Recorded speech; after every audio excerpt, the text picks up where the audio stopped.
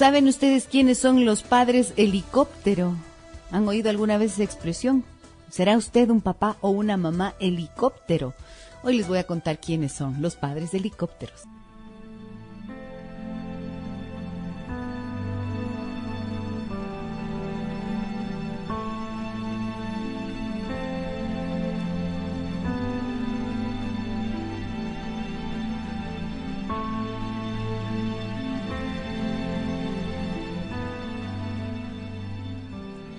El amor nunca tiene una muerte natural. El amor muere de ceguera, de errores y de traiciones. Muere de cansancio, de marchitamiento y deslustre. El amor no muere, se lo deja morir o se lo mata. Para que el amor no muera, uno tiene que volverse creativo, inteligente y sensible a la voz y a las necesidades de quien nos ama y a quien decimos amar. Hay que ser capaz de transmitir nuestra voluntad de que el amor siga vivo y ocuparse de escuchar y tratar al otro con respeto. Pero cuando el amor ha muerto, si el amor ya ha muerto por las razones que fueran, hay que ser capaces de decir la verdad. Primero a uno mismo y luego al otro. Hay que liberarse y liberar al otro del peso de la mentira y del veneno que circula en una relación sin amor. Cuando el amor ha muerto, hay que irse, sin culparse ni culpar al otro, reconociendo lo que uno hizo para obtener ese resultado y dando gracias por el tiempo compartido. Solo así se puede aprender de esa experiencia. Cuando el amor ha muerto en una relación, hay que irse con valentía, con dignidad, con generosidad. Y hay que darse el chance de encontrarse a solas, para reconciliarse con la historia y descubrir el amor por uno mismo. Cuando el amor ha muerto, es la primera oportunidad que tenemos de enfrentarnos a nuestros propios miedos y a partir de allí establecer relaciones nuevas sin él.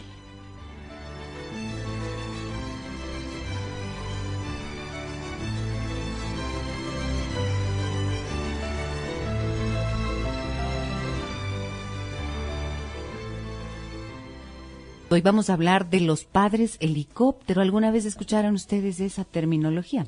Para nombrar a un padre, a una mamá, para referirse a ellos. Bueno, el término padres helicóptero fue desarrollado a finales de la década de los años 80 en los Estados Unidos. Y esto para definir a esos padres que constantemente están sobrevolando y controlando los movimientos de sus hijos, aún durante su adolescencia y todavía en la etapa adulta. Son estos padres que están siempre pendientes de los hijos y que a propósito de su seguridad y de cuidarlos y de que ellos no tengan que pasar por cosas difíciles, están permanentemente revoloteando alrededor de los hijos, anticipándose a resolverles cualquier situación que puedan considerar de dificultad o de desafío para los hijos o de decepción. O sea, dicen, no quiero que mi hijito sufra, no quiero que mi hija o mi hijo pasen por lo que yo pasé. Y entonces están permanentemente cuidándolos. Estos son los padres de helicóptero. Quiero invitarlos a ustedes, amigos y amigas, a que hoy participen del programa enviándome sus mensajes de texto al 9098. También pueden ustedes escribir a nuestra página en Facebook, Giselle Echeverría Castro, allí solemos interactuar. Y también están a su disposición los números telefónicos 323-9002 y 323-9004. Si quieren llamar, por favor, háganlo antes de que estemos al final del programa, porque a veces pasa eso, que entra la llamada al último y me quedo con ganas de responder o de conversar un poquito más, ¿de acuerdo? Pero de esto vamos a hablar hoy. Padres helicóptero. Los padres helicóptero manifiestan una tendencia a estar encima de los hijos, porque consideran que su tarea, su papel en la vida, es criarlos bien, hacer que ellos sean lo más felices posibles. Pero, si es que están permanentemente encima, entonces es un exceso de la crianza, y esta práctica es muy común ahora. Con tanta inseguridad que estamos pensando que existe en el mundo, con todas las noticias que todo el tiempo tenemos acerca de los robos, de la inseguridad, de la delincuencia, de que si hay riesgos a través del Internet, de si existe venta de drogas en los propios colegios, tantas situaciones, ¿no es cierto?, de que cada vez empiezan a consumir alcohol más temprano. Estas noticias, esta información que se da cotidianamente, hace que los padres y las madres tengan mucho susto de la seguridad de los hijos. Y entonces, lejos de brindarles a los hijos bienestar, lo que hacen es transmitirle una gran inseguridad, esa misma que ellos están percibiendo del mundo. Entonces, claro, hay una especie de obsesión por la seguridad, por el bienestar y también por el éxito del niño. Y aunque muchas veces se piensa que esta es una forma de criar con apego quiere decir que el niño sepa que puede contar con mamá, que el niño sepa que puede contar con papá y que eso le dé confianza. Hay muchos especialistas que dicen que esta obsesión de los padres por resolverles todo y andar sobrevolando sobre la vida de los hijos tiene debajo un miedo irracional que muchas veces está sostenido por sus propias carencias e inseguridades. No es difícil, por ejemplo, ver una mamá o un papá que cuando eran chicos de repente puede ser que hayan perdido a sus propios padres. Entonces, esta mamá que creció sin una mamá, por ejemplo, al tener sus propios hijos, va a intentar volcarse sobre este niño, sobre esta niña, para tratar de compensar las propias carencias que ella vivió. Entonces, yo no quisiera sentir esa soledad que yo sentí cuando era niña, podría decir una madre, ¿no? Pero hay un miedo que es irracional, porque se pierde de vista que la historia que está viviendo el hijo no es la misma, ¿no es cierto? Y allí, ¿qué es lo que ocurre? Que ese temor terrible de la madre le lleva a impedirle al hijo o a la hija que viva sus propias experiencias y que por lo tanto desarrolle los mecanismos que necesita para desenvolverse en un medio ambiente que es al que tendrá que acceder como todas las personas. Entonces, quienes están investigando este tema llamado helicóptering, así le llaman, helicóptering a esta práctica, digamos, de los padres, piensan que es también una muestra de que nuestra sociedad, al ser cada vez más competitiva, hace que las familias busquen proteger a los niños de una experiencia de fracaso, ¿no es cierto? Si por un lado quieren librarlos de la inseguridad del mundo hostil en el que vivimos, también quieren proteger a los hijos de que fracasen. Y entonces les llenan de presiones. Esa presión, por ejemplo, para que sean los mejores estudiantes, para que saquen las mejores calificaciones, que se preparen para el mundo porque es competitivo y tienen que tener éxito. Eso hace que los niños se llenen de ansiedad y les cuidan de tal manera que ya se vuelve una obsesión para los padres y para las madres de estar ahí, encima del hijo todo el tiempo. Entonces, claro, tenemos que tener claro que la sobreprotección está originada por un miedo muy grande de los padres, miedo de que se enfrenten a peligros y riesgos de afuera y miedo muy profundo también de que puedan fracasar.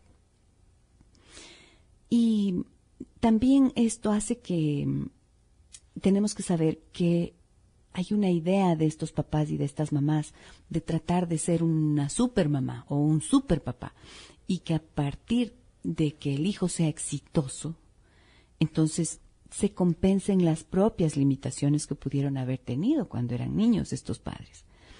La inestabilidad familiar, las separaciones pueden provocar que los padres busquen también sobreproteger a los hijos para apaciguar la frustración que eso puede generar. O sea, un papá o una mamá que se divorcian, o sea, una pareja que se separa en definitiva, ya una vez separados, experimentan una especie de culpa por haber roto esta figura de familia en la que todos estamos unidos y felices, como se supone tienen que ser todas las familias, y ya no vamos a hacer eso y ya no le vamos a dar eso a nuestro hijo, y entonces eso le produce dolor, malestar, y esa culpabilidad y ese malestar hace que traten de compensarlos al niño de alguna manera. Entonces dice, es que el papá se fue y no volvió, entonces yo trato de darle todo lo que puedo a mi hijo, pero cuando le doy todo lo que puedo, entonces lo que hago es impedir que él, por ejemplo, experimente consecuencias o que vea y reconozca los límites que todo niño necesita para crecer bien. O si es que el papá es un papá de fin de semana, ¿no es cierto? Y entonces en el fin de semana él trata de darle todo al hijo para tratar de compensar la ausencia de la semana porque está viviendo solo con mamá. Pues esto hace que esto no le beneficia al niño, todo lo contrario. Esto envía ciertos mensajes que vamos a ir explorando a lo largo del programa.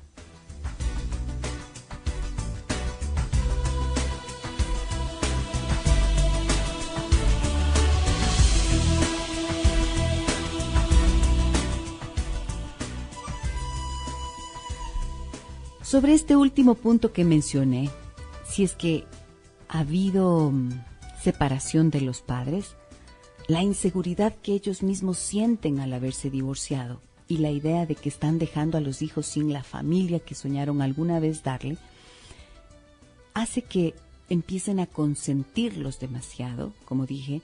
¿Para qué? Para buscar aceptación y un poco de aprobación. O sea, para que el niño diga, sí, mi mamá es súper buena mamá, mi papá es súper buen papá, independientemente de que se hayan separado. Y para que los niños estén de acuerdo con ellos. Cuando van a separarse, cuando van a divorciarse, les importa mucho que los hijos aprueben esa decisión. Y a veces estas personas se olvidan que esa decisión no les corresponde de ninguna manera a los niños. Ni siquiera tienen que estar de acuerdo. Son los adultos los únicos responsables de eso y va a depender de la historia que haya tenido la pareja.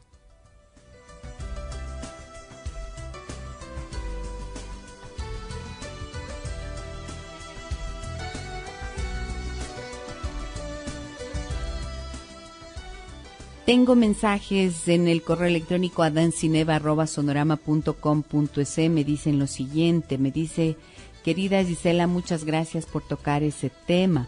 Yo no sabía que yo era una mamá helicóptero, pero yo sí estoy encima de mi hija que tiene 13 años todo el tiempo. Y ella me ha dicho que está cansada, que le deje porque ella piensa que yo no confío en ella. Y no es que no confío en ella, pero me cuesta pensar que ya es grande y que ya no es mi chiquita. ¿Cómo hago para quitarme esto? Muchas gracias, siempre la escucho, le escribo desde Loja. Gracias. Analía me escribe. Analía, muchísimas gracias, Analía, por su correo electrónico. Ustedes también pueden escribir a dancineva@sonorama.com.es 9098 y Gisela Echeverría Castro en Facebook. Mamá y papá, que es helicóptero, como hemos explicado aquí, estos que están siempre sobrevolando y encima de los hijos todo el tiempo, producen hijos sobreprotegidos. Lo que están haciendo en realidad es esto que se conoce como la famosa sobreprotección. Y cuando se sobreprotege a un hijo, hay unas consecuencias para ellos.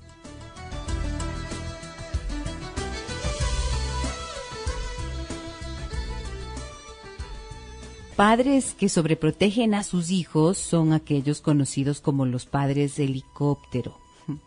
¿Por qué? Porque están todo el tiempo sobrevolando sobre los hijos, están preocupados y pendientes de cada paso que dan, y de esta manera les impiden tener las experiencias necesarias que van a hacer que desarrollen habilidades para desenvolverse por sí mismos en la vida. Entonces, claro, como me está diciendo acá en el correo electrónico adancineva@sonorama.com.es nuestra amiga Analia, que dice, yo no sabía que yo era una madre helicóptero, pero estoy todo el tiempo encima de mi hija. Y ella me dice que no confío en ella. Claro, este es el gran problema, que cuando usted está todo el tiempo encima de su hijo, resolviéndole problemas o dándole las soluciones, las alternativas, estamos impidiendo algo muy importante, que es que los hijos aprendan a escucharse a sí mismos y a tomar sus propias decisiones. El mensaje implícito que conlleva la sobreprotección es: tú no puedes. Y es considerado una forma de maltrato, porque entonces significa que yo como mamá, yo como papá, puedo hacer las cosas por ti, porque tú no puedes. Es decir, implica un mensaje de discapacidad, de incapacidad. Y esto, ¿a dónde va a afectar? A la seguridad personal del hijo. Entonces, este es uno de los aspectos que más preocupan, que se producen unos niveles importantes de ansiedad en el niño. ¿Por qué? Porque la idea de no puedes le llena de temor. Y cada vez que tiene que enfrentar un nuevo reto, el niño va a temblar, la niña va a temblar, porque no está acostumbrada al desafío. Hay alguien que hace eso por él. Entonces, en lugar de confiar en sí mismo, va a confiar en el otro. Y ese otro es el adulto, es la mamá, es el papá, pero no yo. Y bueno, y esto cuando son chiquititos, estamos de acuerdo, pero ¿y qué pasa cuando ya enfrentan la adolescencia, no es cierto? Cuando ya enfrentan los propios espacios sociales. 13 años la hija de Analía. Claro, ella dice, no confías en mí, y en realidad lo que está diciendo es, ayúdame a confiar en mis capacidades. Cuando le dice, mami, tú no confías en mí, lo que le está diciendo en realidad Analía es, por Dios, déjame crecer y saber que yo también soy capaz, que yo también puedo hacer las cosas por mí misma. Entonces, cuando los chicos se enfrentan a este tipo de situaciones y no se les brinda el espacio para luchar y para abrirse camino por su cuenta, no aprenden a tener confianza en sus propias capacidades y en sus decisiones. Como dije, esto es indispensable, porque a cuenta del amor, es que yo le amo tanto a mi hijo, le amo tanto que estoy siempre ahí. Este amor que no logra discriminar entre lo que es el amor que se tiene por el hijo y el miedo que le mueve a protegerlo de esta manera obsesiva casi, entonces hace que perjudique el desenvolvimiento y el desarrollo de sus hijos en lugar de favorecerlo.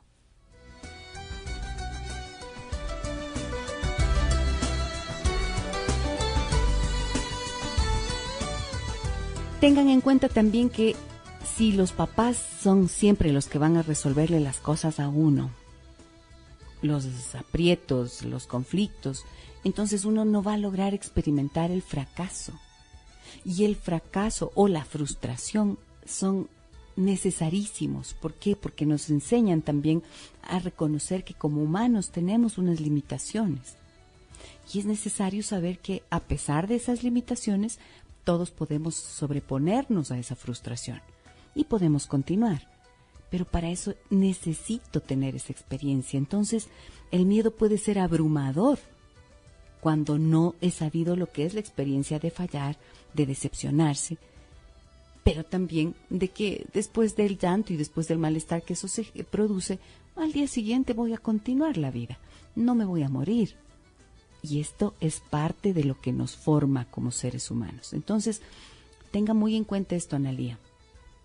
Lo que su hija le está diciendo es, déjame por favor, déjame crecer, déjame saber que yo sí soy capaz, incluso de equivocarme.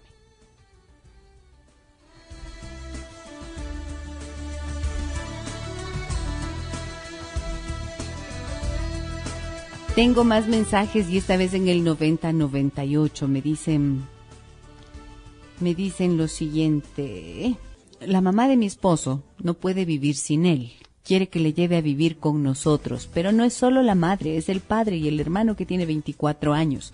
Mi esposo prefiere llevar vida de enamorado conmigo antes que dejar a su mamá. Bueno, esto es bastante complicado y bastante frecuente, ¿no? Y fíjense que precisamente en este tipo de relaciones es en donde podemos ver los efectos de que no se haya hecho adecuadamente el proceso de diferenciación que se llama. Cuando empieza la adolescencia, a partir de los 12 años, los niños necesitan cada vez más espacios para sí mismos y por supuesto empiezan a dar más prioridad a los amigos y al grupo social que a lo que son las dinámicas de la familia. Les va a interesar más esto, y esto está bien, y esto es deseable que así sea, y esto es normal. Qué bueno que un hijo quiera salir, irse de la casa, ir con los amigos, conocer, explorar el mundo. Esto significa que lo hemos criado con seguridad, y esto significa también que va a querer un día volar con sus propias alas. Porque entonces pensemos en las aves. El ave, la mamá, no le deja pues amarrado las alas al hijo, ¿no es cierto? Y no le anda cargando con el pico para que se esté arrastrando por el suelo, ni menos lo anda cargando mientras vuela. No, vuela uno al lado del otro, pero vuela con sus propias alas. Entonces, cuando nosotros hacemos una sobreprotección al hijo, le impedimos que extienda sus alas, le impedimos que reconozca su propia naturaleza, su esencia y sus ganas de libertad. Pueden verse coartadas por la inseguridad que le brinda ese cielo tan amplio, tan extenso. Pero fíjense ustedes, si sigo con la metáfora, si es que fuera un pajarito y estuviera amarrado las alas y mira desde allí, ¿cómo se va a sentir viendo a los otros que vuelan? ¿No se siente frustrada la persona? Claro que sí. Ese pájaro no sentirá ganas de también salir volando, pero está olvidado de su naturaleza. ¿Por qué? Porque no se ha acostumbrado a mover sus alas. No ha probado sus propias fuerzas y tampoco ha experimentado el vértigo de estar llevado por los aires y de ver la vida desde arriba, ¿no es cierto? Se conforma y se queda ahí quietito. Pero hay malestar y, por supuesto, la relación también se ve deteriorada. Porque entonces este pajarito amarrado a las alas le vería a la mamá con una rabia, ¿no? Y diría, pucha, ¿qué le pasa? ¿Por qué ella sí sale a volar? ¿Y por qué yo no? ¿Por qué? ¿Qué es esto?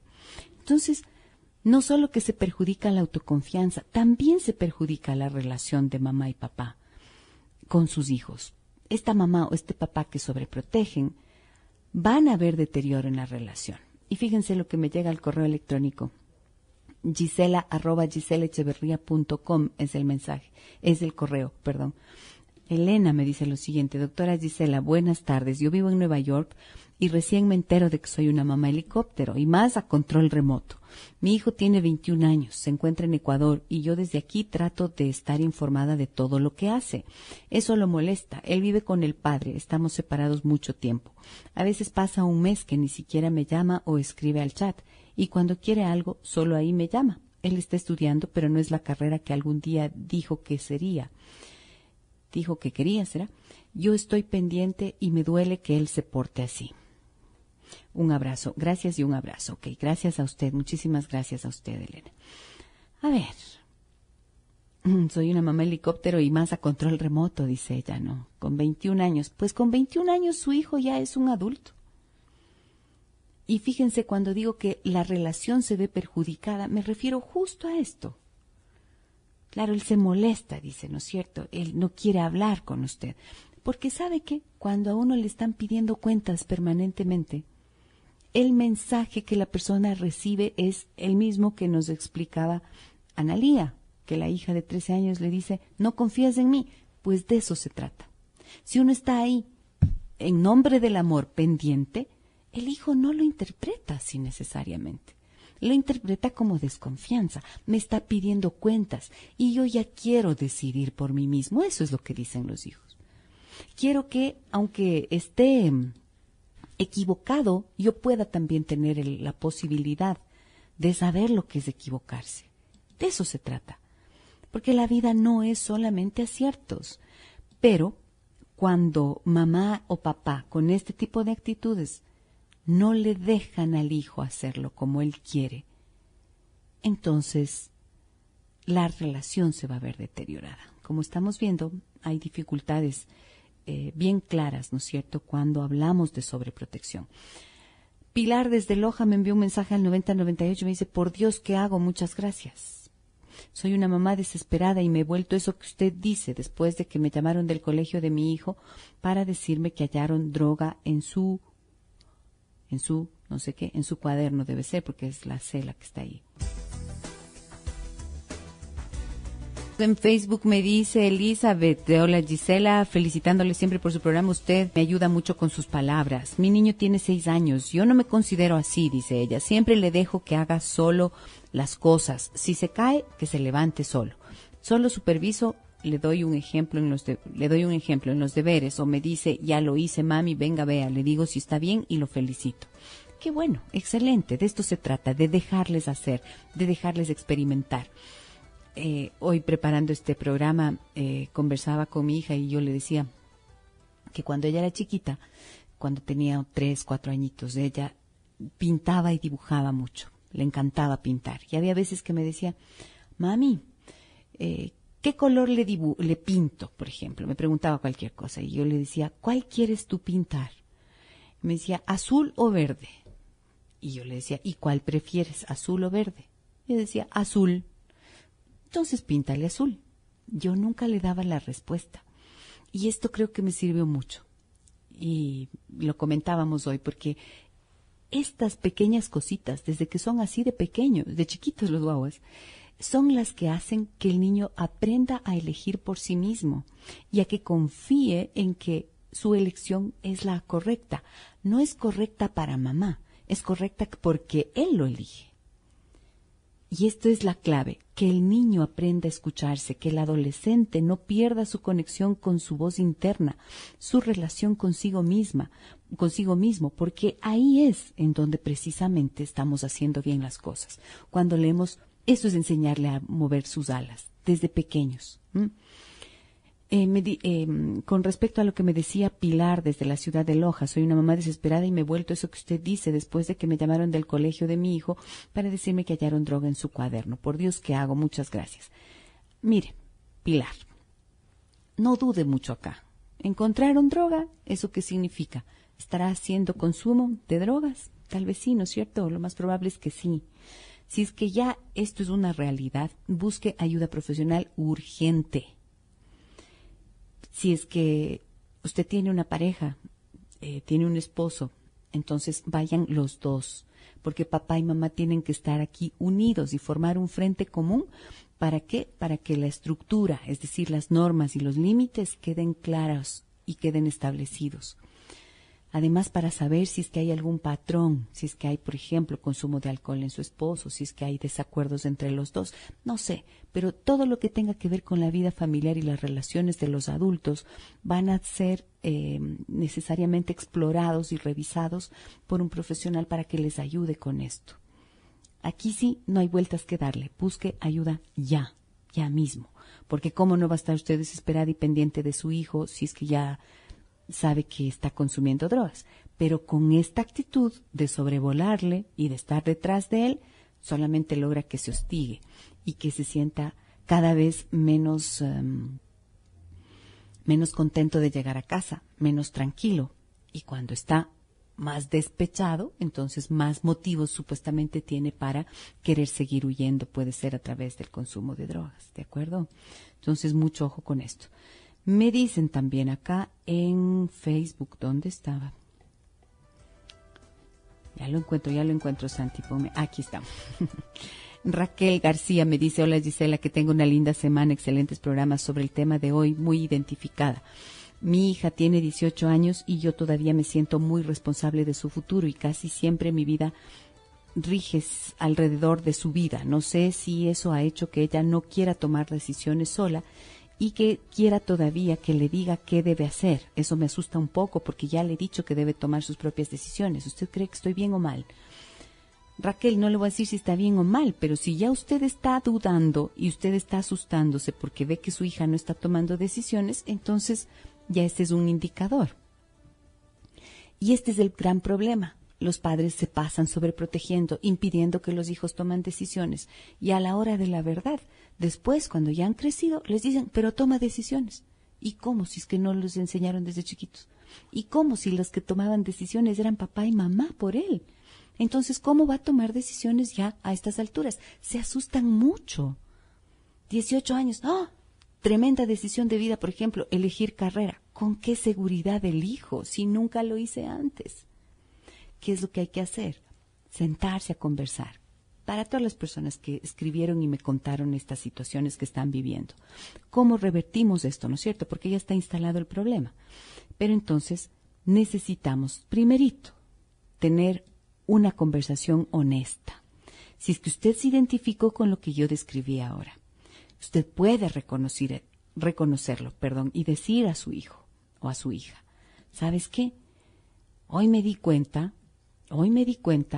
que yo te he impedido tener experiencias propias, que yo, en mi afán de cuidarte, y por muchos temores y por muchas razones, te he sobreprotegido y te he dado tomando decisiones a ti que no te han ayudado a tener claridad en cómo hacer tus propias decisiones.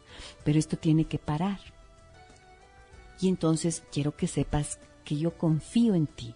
Y ahí haga una enumeración de las cualidades que usted encuentra en su hijo.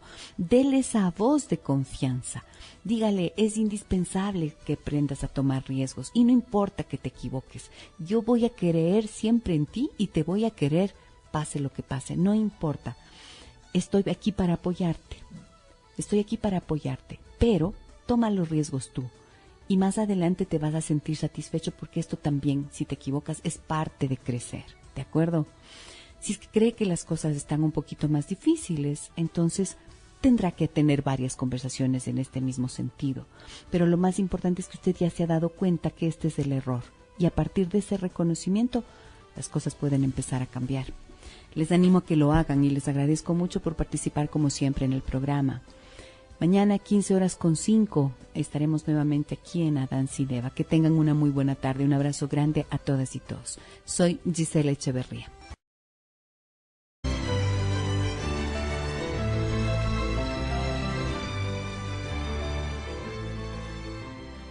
Hoy vamos a hablar de los padres helicóptero. ¿Alguna vez escucharon ustedes esa terminología? Para nombrar a un padre, a una mamá, para referirse a ellos. Bueno, el término padres helicóptero fue desarrollado a finales de la década de los años 80 en los Estados Unidos. Y esto para definir a esos padres que constantemente están sobrevolando y controlando los movimientos de sus hijos, aún durante su adolescencia y todavía en la etapa adulta. Son estos padres que están siempre...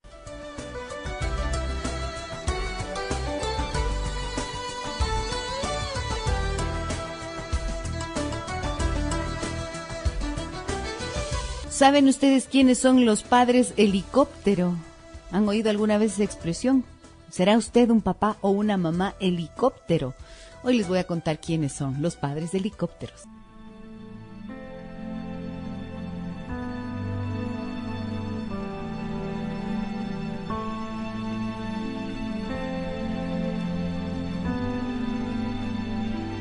Siga vivo y ocuparse de escuchar y tratar al otro con respeto. Pero cuando el amor ha muerto, si el amor ya ha muerto por las razones que fueran, hay que ser capaces de decir la verdad. Primero a uno mismo y luego al otro. Hay que liberarse y liberar al otro del peso de la mentira y del veneno que circula en una relación sin amor. Cuando el amor ha muerto, hay que irse, sin culparse ni culpar al otro, reconociendo lo que uno hizo para obtener ese resultado y dando gracias por el tiempo compartido. Solo así se puede...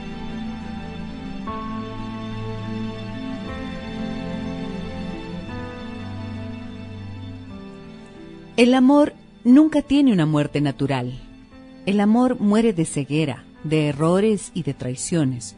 Muere de cansancio, de marchitamiento y deslustre. El amor no muere, se lo deja morir o se lo mata. Para que el amor no muera, uno tiene que volverse creativo, inteligente y sensible a la voz y a las necesidades de quien nos ama y a quien decimos amar. Hay que ser capaz de transmitir nuestra voluntad de que el amor debe aprender de esa experiencia. Cuando el amor ha muerto en una relación, hay que irse con valentía, con dignidad, con generosidad. Y hay que darse el chance de encontrarse a solas, para reconciliarse con la historia y descubrir el amor por uno mismo. Cuando el amor ha muerto, es la primera oportunidad que tenemos de enfrentarnos a nuestros propios miedos y a partir de allí establecer relaciones nuevas sin él.